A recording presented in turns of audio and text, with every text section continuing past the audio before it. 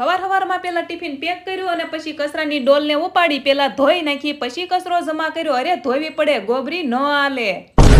અને આ સુરત છે, કચરો હોય કે ન હોય પોતા તો મારવા પડે. અમારા બેન તો દહીં ખાય, પાછી મને કહે કે મમ્મી તું પણ દહીં ખા. પેલા મેં ના પાડી, પછી હું ખાઈ ગઈ.